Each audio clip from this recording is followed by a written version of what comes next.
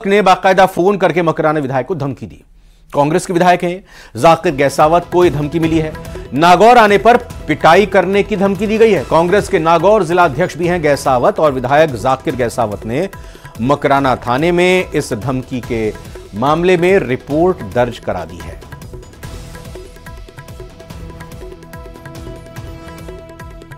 तो नागौर की खबर आपको बता रहे हैं जहां पर मकराना विधायक को धमकी मिली है। युवक ने फोन करके उन्हें धमकी दी है। कल 11 तारीख को सुबह 10:53 पे मैं मेरे मकराना निवास में था, जब एक राजेंद्र चौधरी राजू जो कि कुंडोली का रहने वाला है, उसके मोबाइल से मेरे मोबाइल में फोन आया। वो मेरे से बोले कि आप जाकिर हुसैन मकराना एमएलए बोल रहे हो? मैं कहा हाँ बोल रहा हूँ। तो आप इसकी क्या है, मतलब रिचपाल मिर्जा के खिलाफ आपने पोस्ट बना दी। मैंने कहा क्या बनाई मैंने पोस्ट? तो उसने मकराना विधायक महोदय ने एक शिकायत पुलिस थाना मकराना में पेश की है, जिस पर मैंने एसएचओ और सीओ को तुरंत कार्रवाई करने के निर्देश दिए हैं। इसमें जांच करके और जल्दी कार्रवाई की जाएगी। लाडनू विधायक जी को धमकी के बाद उनको सुरक्षा प्रोवाइड करवा दी गई थी और मुताबिक निर्देश उनको सुरक्षा दी जाती है। क्षेत्र में कानून व्यवस्था की स्थिति अभी सही है और कानून व्यवस्था की स्थिति बनाकर रखी जाएगी। मकराना के विधायक जाकिर गैसावत को धमकी मिलने का सनसनीखेज मामला सामने आया है। विधायक जाकिर गैसावत ने मकराना थाने में मामला भी दर्ज करवा दिया है। मकराना से कांग्रेस के विधायक व नागौर के जिला अध्यक्ष जाकिर गैसावत को कल राजू उर्फ राजेंद्र नामक व्यक्ति ने फोन करके धमकी दी कि अगर वो नागौर आए तो उनके साथ मारपीट कर दी जाएगी। महेंद्र बिश्नोई, न्यूज़ 18 नागौर। जयपुर की एक खबर बता रहे हैं आपको, जहां पर मंत्री ओटाराम देवासी की तबीयत नासाज है। कल देवासी की एंजियोग्राफी की जाएगी और फिलहाल देवासी की हालत स्टेबल है। एसएमएस के आईसीयू में देवासी का इलाज चल रहा है।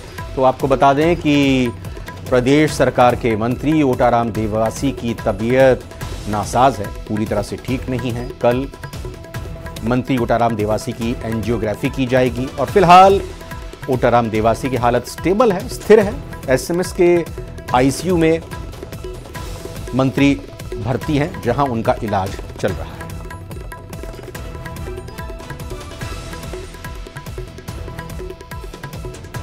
तो ये बड़ी खबर आपको बता रहे हैं जयपुर से, जहां पर मंत्री ओटाराम देवासी के संबंध में खबर निकलकर सामने आ रही है। तबीयत उनकी ठीक नहीं है, उनका इलाज चल रहा है। एसएमएस में वो भर्ती हैं और जो जानकारी मिली है उसके मुताबिक मंत्री ओटाराम देवासी की कल एंजियोग्राफी की जाएगी और फिलहाल उनकी जो स्थिति है, हालत है, वो स्टेबल है, स्थिर है। और फिलहाल आपको ये भी बता दें कि एसएमएस के यानी सवाई मानसिंह हॉस्पिटल के आईसीयू में मंत्री ओटाराम देवासी का इलाज चल रहा है और डॉक्टर उनकी बेहतर तरीके से देखरेख कर रहे हैं। सौरभ गृहस्थी हमारे संवाददाता इस मामले पर और या कहीं कि इस पर अपडेट लेने के लिए हमारे साथ जुड़ चुके हैं। सौरभ, कल बताया जा रहा है एंजियोग्राफी होगी और हालत अभी स्टेबल बताई जा रही है मंत्री जी की?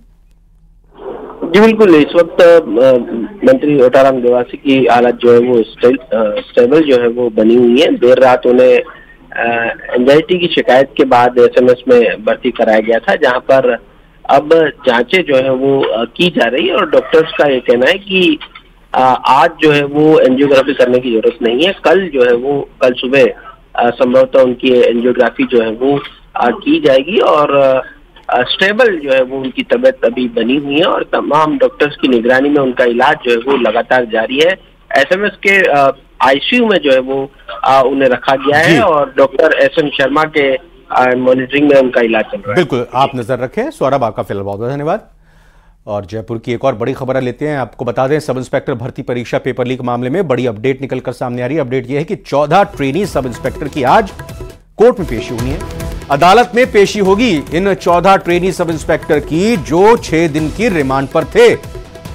यानी 6 दिन की रिमांड पर जाने के बाद, अब ये पूरे होने के बाद इन 14 ट्रेनी सब इंस्पेक्टर की पेशी होनी है अदालत में। एसओजी ने इन 14 ट्रेनी एसआई को रिमांड पर लिया हुआ है। जाहिर तौर पर पेपर लीक से जुड़े हुए इनके तार, इन पर आरोप कि इन्होंने पेपर लीक माफियाओं से सांठगांठ करके पेपर को अपने लिए उपलब्ध कराया और गलत अलग तरीके से इन्होंने परीक्षा देकर एसआई की परीक्षा पास की। विष्णु शर्मा हमारे संवाददाता हमारे साथ जुड़ चुके हैं। तो 6 दिन की रिमांड पर थे, अब आज अदालत में पेशी, कुछ जानकारी मिल पा रही है कि क्या और रिमांड की एसओजी की जरूरत हो सकती है? कितने बजे पेशी होगी?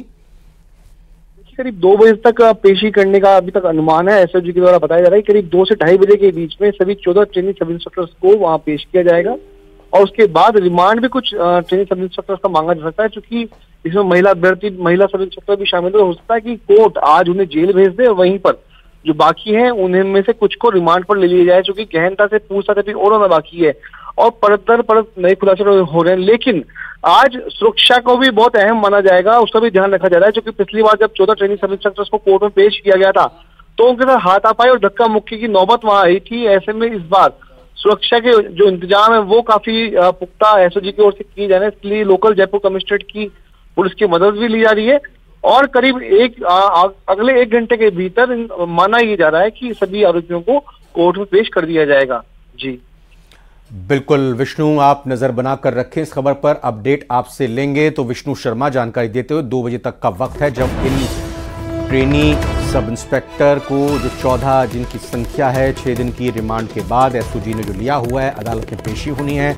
जानकारी ये भी निकलकर सामने आ रही है कि कुछ को तो प्रधानमंत्री नरेंद्र मोदी आज राजस्थान के जैसलमेर दौरे पर आने वाले हैं। पोखरण फील्ड रेंज पहुंच चुके हैं प्रधानमंत्री नरेंद्र मोदी, उनके साथ रक्षा मंत्री राजनाथ सिंह भी मौजूद और सीएम भजनलाल शर्मा की तरफ से अगवानी की गई, स्वागत किया गया। प्रशासनिक अधिकारी भी वहां पर मौजूद और वहां स्वागत किया गया। तीनों सेनाओं के युद्ध अभ्यास का आज प्रधानमंत्री नरेंद्र मोदी साक्षी बनेंगे। बस कुछ ही देर बाद ये शुरू होने वाला 1:45 से लेकर 3:15 बजे तक ये युद्ध अभ्यास होगा, जो खुद प्रधानमंत्री नरेंद्र मोदी इसको देखेंगे। बीजेपी कार्यकर्ताओं से मुलाकात का उनका कार्यक्रम भी है।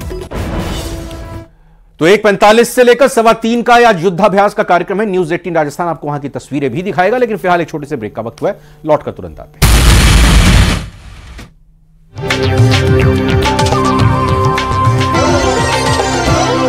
व्यवस्था चौपट हो गई है। जयपुर में भी करीब 5000 सफाई कर्मचारी सामूहिक अवकाश पर हैं। हड़ताल से सफाई की व्यवस्था चौपट सी हो गई है। संयुक्त वाल्मीकि और सफाई श्रमिक संघ के आह्वान पर हड़ताल की गई है। अन्य समाज से जुड़े सफाई कर्मचारी इस हड़ताल में शामिल नहीं हुए हैं।